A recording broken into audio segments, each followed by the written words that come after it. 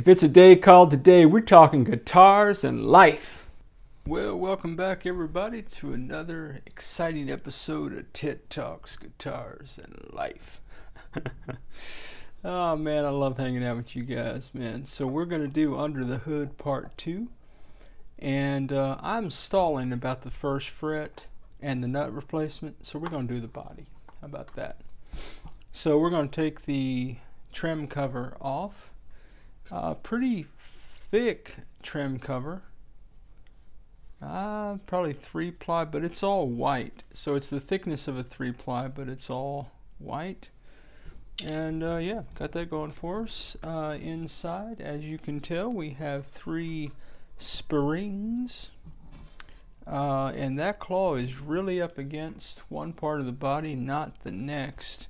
I don't do trims myself, so I will more than likely end up blocking that trim. Interesting that the ground wire is just kind of in between the spring. What happens if you trim and you get that caught in there? It's probably bad. That should technically be in a better position than that, or at least kind of going this way a little bit, like thusly. But anyway. Guys, let's pop this neck off and see what's shaking, man. Man, what are you guys working on today, man? What's going on in your neck of the world? What kind of projects you working on, man? What is going on where you are, man? I hope, man, and I pray, dude, that your day is filled with people you love, man, and people who love you, Jack, that you're doing what you dig and digging what you do, man. Life is too short, my friends. Life is too short not to have good people around you who champion you and affirm you, man. I'm just appreciative of you taking time to hang out with me on another little crazy journey when we're talking guitars and life. Yeah, I'm using the longest screwdriver in the world. If you hang on the channel, you've seen it. Hey, if it's your first time hanging out with us, man, welcome. Come back anytime and hang out with us at Ted Talks Guitars and Life. Lots of cool people in the comments, man, sharing their years of wisdom and experience. Yeah, guys, there are a lot of you in the comments, man, sharing your experience with guitars with the rest of us, and I cannot tell you how appreciative I am personally for your contribution to our little YouTube channel, man. Our little community of folks, man. Absolutely, positively appreciative of you guys. Man, one brother, man, Stealth Guitars, man. Check his channel out, guys. Go out to Stealth Guitars. Brother's building a jazz kit right now. Brother's 71 years old, man. Been playing guitar, working on guitars and building guitars, man, for decades. Wealth of information and knowledge, man.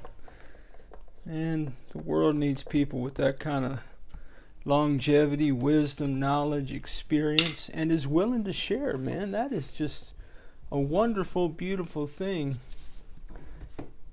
The way I see things, my friends, that's the way I see things. All right, I'm going to take this last screw out, and I'm doing it by hand. One, well, because I want to, but 2, man, I want to talk to you guys, man, while I do it. Oh, that ain't good.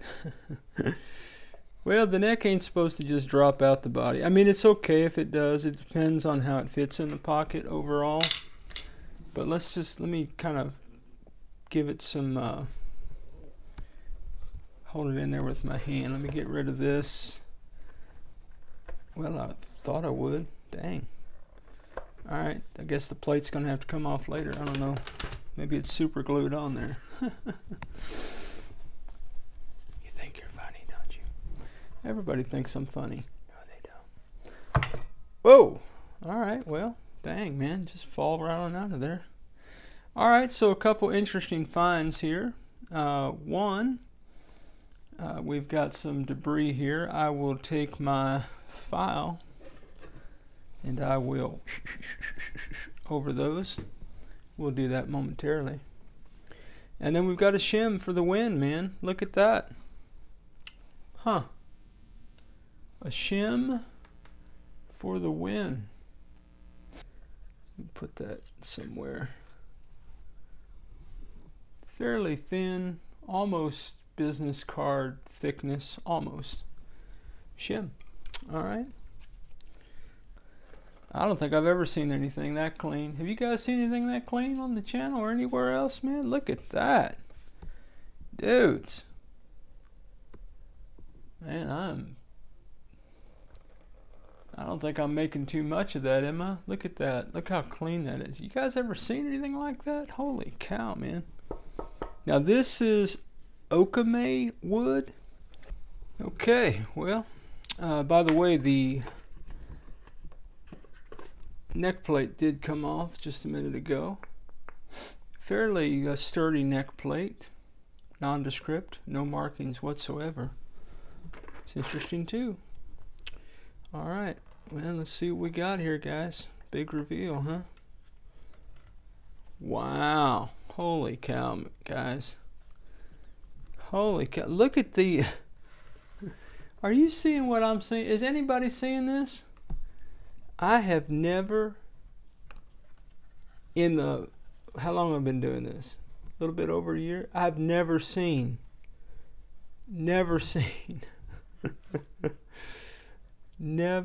seen cavities that clean, bro. I've never seen anything like this. That is crazy. Get a shot of the wood there. It doesn't look to be all pressed together. Again, okame wood, whatever that is. This guitar weighs 7.4 pounds, man. Alright, so what we got here on the goodies? So we've got what we thought we would find, right? Dime-sized pots and a box switch, green chiclet, and guys, again, look, man, I'll say it one more time with lots of feelings for you. If you like the dime-sized pots and the box switch and they work for you, man, rock on with your bad selves, Jack. That's what I'm saying, man. Yep, and you've got your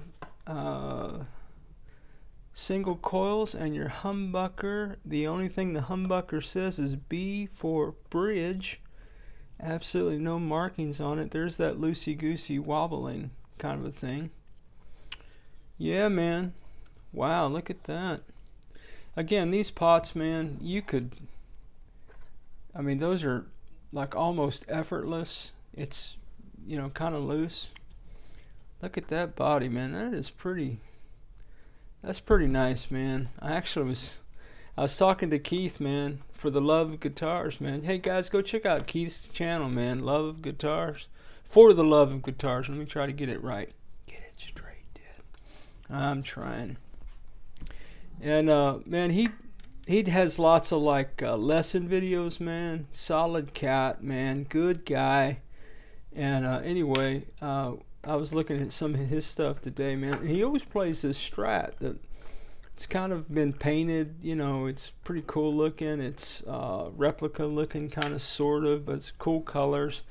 That cat said in a comment about this guitar that it was a Squire Strat out of a pack like this. Man, sometimes what you get in a pack is pretty good. Alright, so you got your, I mean, these are the cheesy plastic wires and your basic, what I call an import jack. Almost all guitar jacks look like that in this style guitar on the lower end.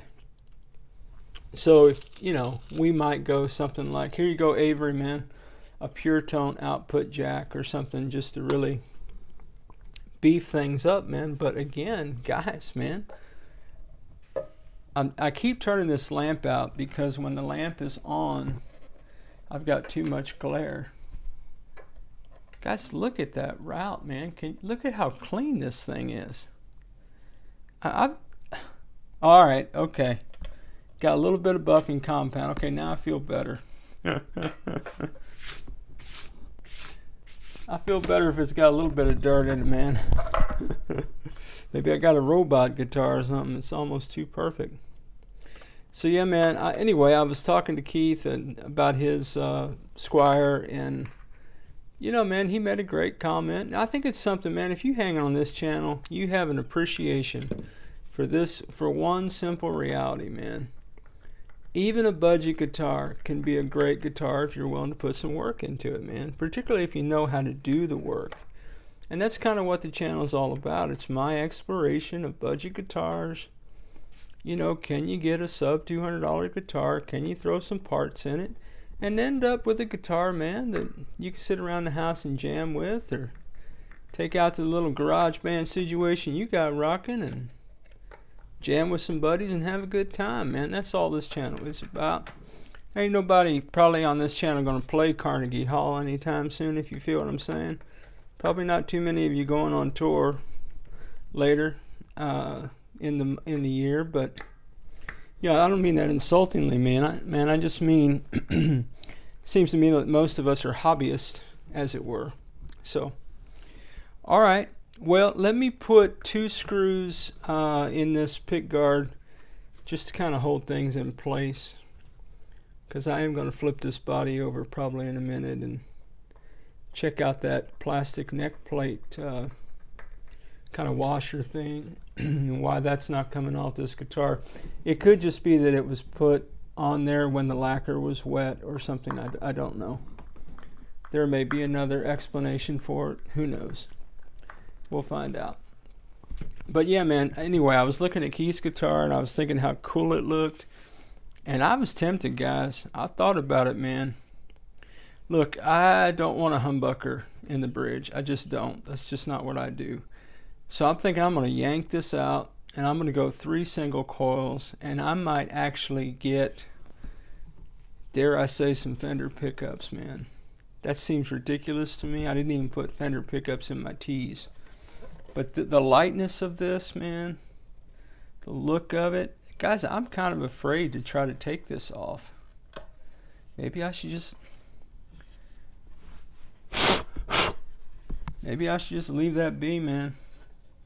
You know, the vintage PV Nitro project, that had a plate like this that it stayed on there for a long time until I went to clean the guitar, and then one day it just kind of fell off. But I'm not going to be yanking that off. There's no point in doing that. All right. Well, that's what we got under the hood, man. What did you guys see? Put it in the comments. What did you see? What did you not see? What were you expecting to see? Dime-sized pots, box switch, nondescript pickups. The single coils don't sound bad, but again, they're just super low output, man. Like in the 3s, 3.5-ish range. One was 3.8, one was 3.7. This thing, 14.3. I mean, it's obnoxiously bright and aggressive.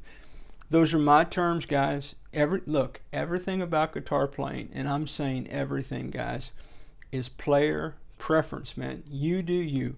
For me, that is too aggressive and too bright. So I'm thinking about, again, the 3 single coils, but I am super impressed with the neck pocket and with the cavities in general, man. Even the back trim cavity. It's just, there's like even very little buffing compound in there. I'm just super impressed with that, guys. I really am. All right. Well, it's time to be done with the body for right now. And we will. Let me test one more thing. Not that I need to. But again, these screws thread through the body of the guitar. If you hang on the channel, you know I don't like that. I know it's controversial to bore those out just a little bit, where I don't thread the body before I thread that neck, but that is me. You do you, guys. I don't even got to sand that pocket out, though. Pretty amazing. Well, as always, wherever you are in your guitar journey, I pray it's a long, smooth, safe, joy-filled ride for you, Jack. Rock on with your bad selves, everybody. We'll catch you down the road.